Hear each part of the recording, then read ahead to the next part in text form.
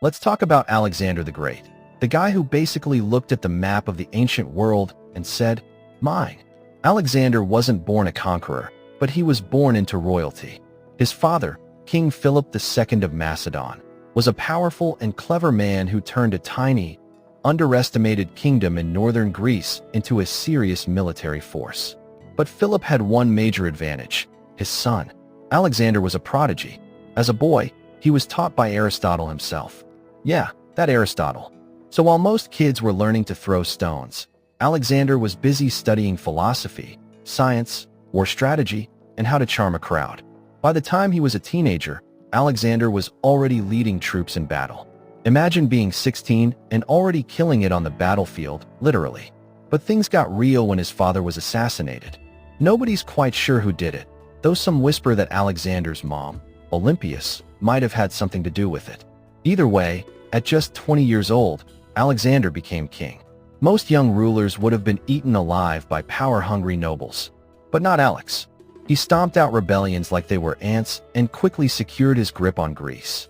Then he set his sights on Persia, the biggest, richest, most powerful empire around. This wasn't a let's trade goods situation. Alexander wanted it all. His first big win was at the Battle of Granicus, where he nearly died but pulled off a dramatic victory. Then came the showdown at Issus.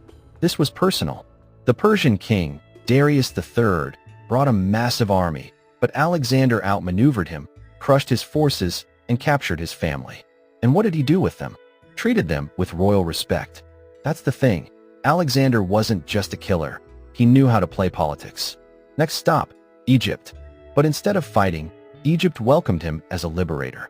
They even made him a pharaoh. He visited the Oracle of Siwa in the desert, and legend has it, the oracle told him he was the son of Zeus. And honestly, Alex didn't argue. He liked the idea of being part god. Then came his greatest victory, the Battle of Gaugamela.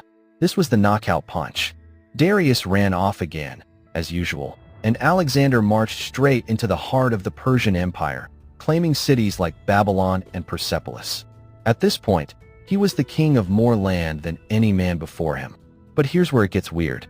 Instead of stopping, Alexander kept going east into what's now Afghanistan and then India. He fought brutal battles, including one against war elephants, and won. But his troops were exhausted. They'd been fighting and marching for years. They wanted to go home. Eventually, Alexander gave in and turned back. He never made it back to Macedon, though. In Babylon, at just 32 years old, Alexander died. Fever? Poison? Alcohol? No one knows for sure.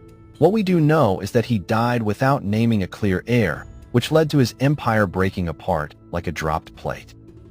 His generals carved it up and fought over it for years. Still, Alexander's legacy was massive. He spread Greek culture everywhere he went, blending it with local traditions. He founded over 20 cities named after himself, because of course he did, and his dream of a connected, multicultural world lived on long after him. Alexander wasn't just a conqueror.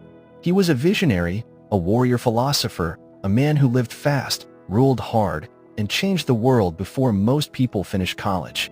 Not bad for a guy who died younger than most rock stars. If you enjoyed this deep dive into history, don't forget to like, comment, and subscribe. Let me know your thoughts. What fascinates you most about Alexander the Great? And what historical figure should we explore next? Stay tuned for more history, and thanks for being part of the journey.